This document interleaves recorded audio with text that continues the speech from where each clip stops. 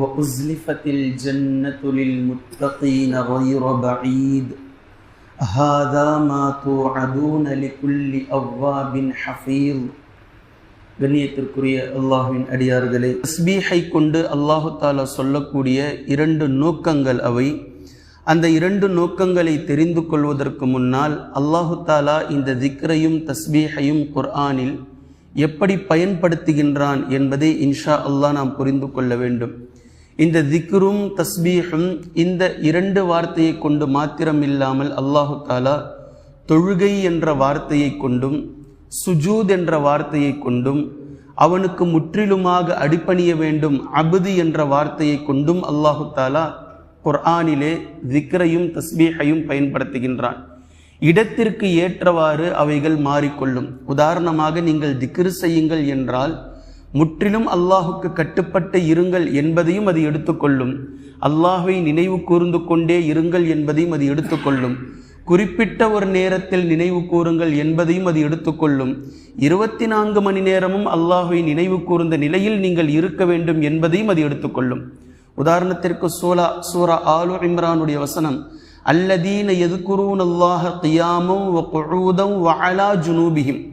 நல்லடியார்கள் நின்ற நிலையிலும் அமர்ந்த நிலையிலும் ஒருக்கழித்து படுத்த நிலையிலும் அல்லாஹ்வை திக்ர் செய்து கொண்டே இருப்பார்கள். அப்படி என்றால் 24 ஹவர்ஸும் அப்படி இருங்க. நீங்கள் அல்லாஹ்வின் தூதர் ஸல்லல்லாஹு அலைஹி வஸல்லம் அவர்கள் என்னென்ன துஆவையெல்லாம் எந்தெந்த நேரத்திலே கற்றுத்தந்தார்களோ எல்லா துஆக்களையும் அந்தந்த நேரத்தில் ஓதுவதை கொண்டு அல்லாஹ்வை நினைவு கூறுங்கள்.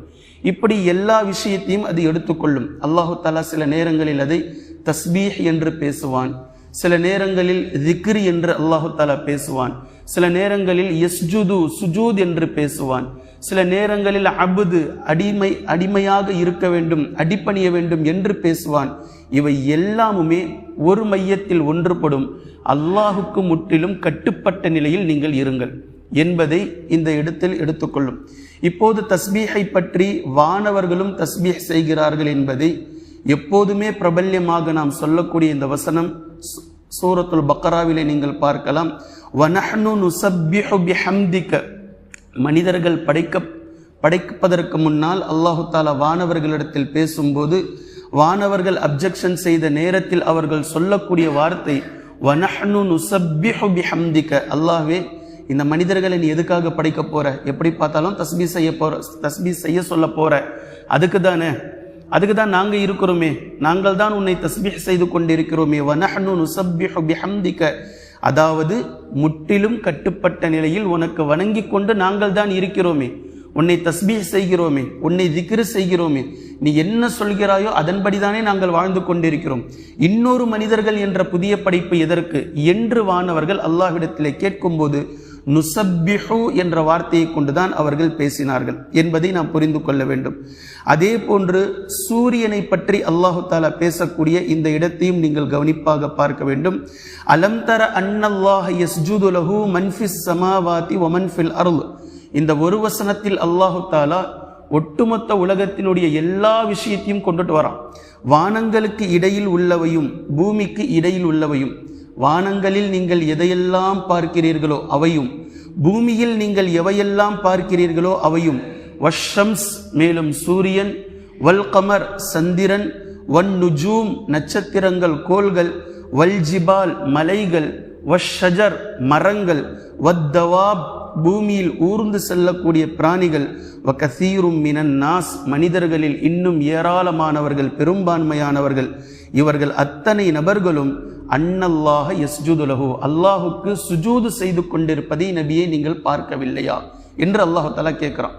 அல்லது அந்த குறைஷி மக்களை பார்த்து அவர்கள் பார்க்கவில்லையா இதை?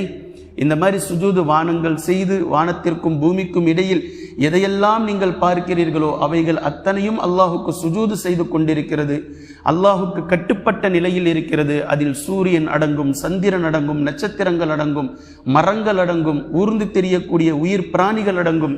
மனிதர்களில் பெரும்பான்மையானவர்கள் கூட அல்லாஹுக்கு கட்டுப்பட்ட நிலையில் இருக்கிறார்கள் என்று அல்லாஹு தஆலா இந்த இடத்தில் சுஜூத் என்ற வார்த்தையை கொண்டு வந்து சேர்க்கின்றார்.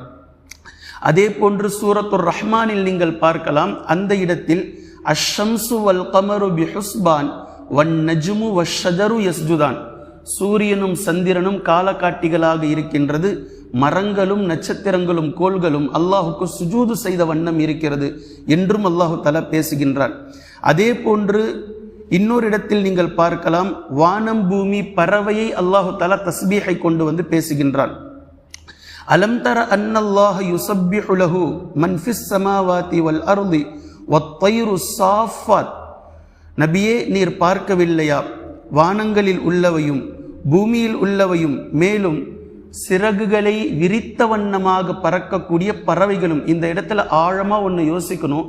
ஒத்தைர் என்று பறவையும் என்று மட்டும் அல்லாஹு தஆலா சொல்லாமல் சிறகுகளை விரித்த வண்ணம் பறக்கும் நிலையில் என்று பேசக்கூடிய இந்த வார்த்தை பறந்த நிலையிலும் கூட அல்லாஹ்வை தஸ்பீஹ் செய்து கொண்டிருக்கிறது. அல்லாஹு தஆலா சொல்றான், ஒரு பறவைக்கு ஆக பெரிய வேலை தன்னுடைய உடல் எடையை தூக்கி கொண்டு ஒரு கண்டத்திலிருந்து இன்னொரு கண்டம், ஒரு இடத்திலிருந்து இன்னொரு இடம் பறந்து செல்வது என்பது மிகப்பெரிய விஷயம். அதற்கு இப்படி பறக்கும் நிலையிலும் கூட ஒரு பறவை அல்லாஹ்வை மறந்ததில்லை.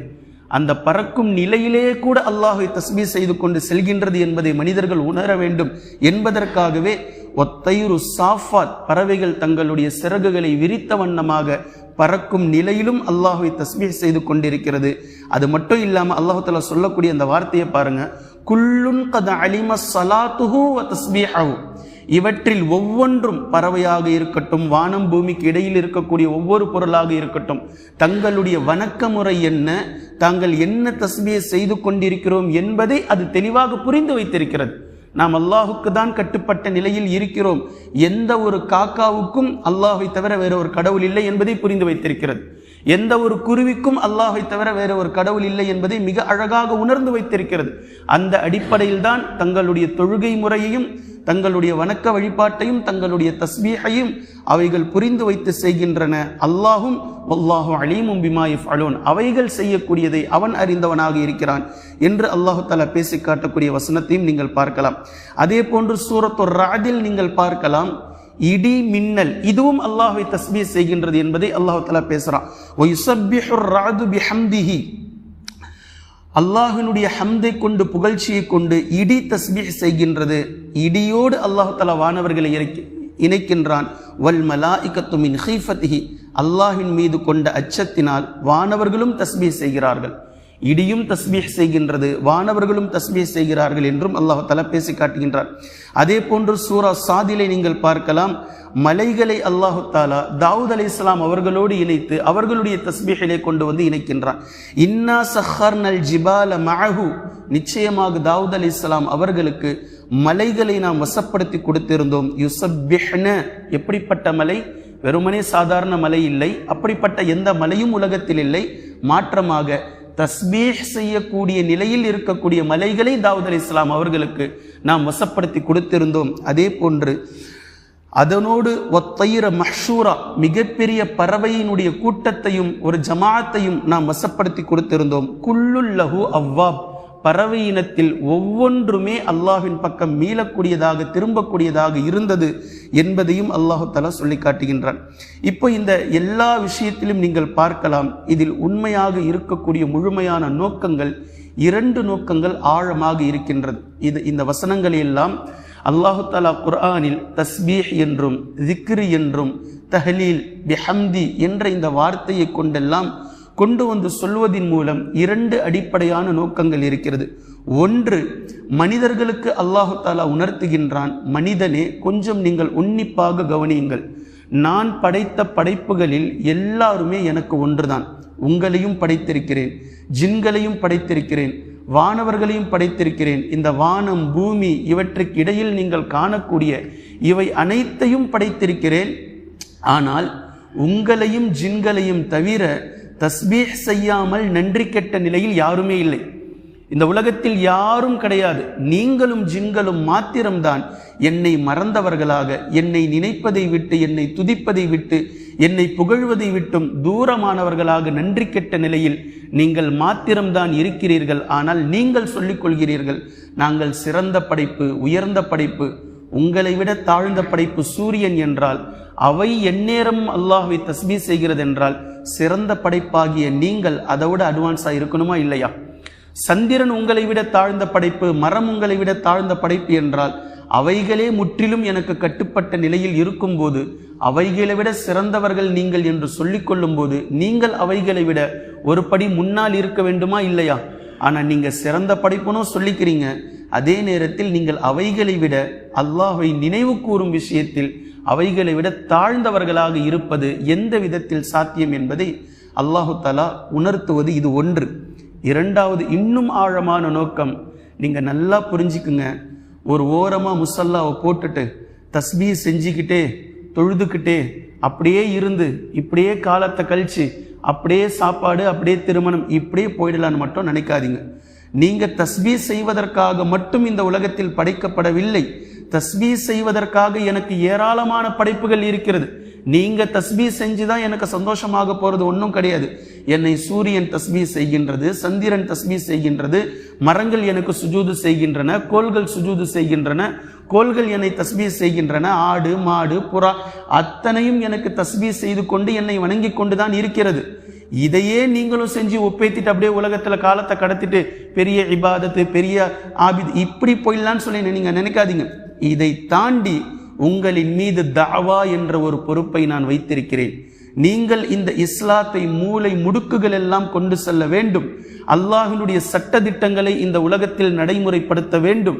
நீங்கள் நிலைநாட்ட வேண்டும். குர்ஆனில் நான் என்ன சொல்லியிருக்கின்றேனோ இதுதான் உலக மக்கள் ஒட்டுமொத்த நபர்களும் கடைபிடிப்பதற்கு நடைமுறைப்படுத்துவதற்கு தகுதியானது என்பதை இந்த உலகத்திற்கு நீங்கள் அறிமுகப்படுத்தி உணர்த்த வேண்டும். இதன் அடிப்படையில் தான் நீங்களும் வாழ வேண்டும், மற்றவர்களையும் வாழ வைக்க வேண்டும். இதற்காகத்தான் நீங்கள் படைக்கப்பட்டிருக்கிறீர்கள்.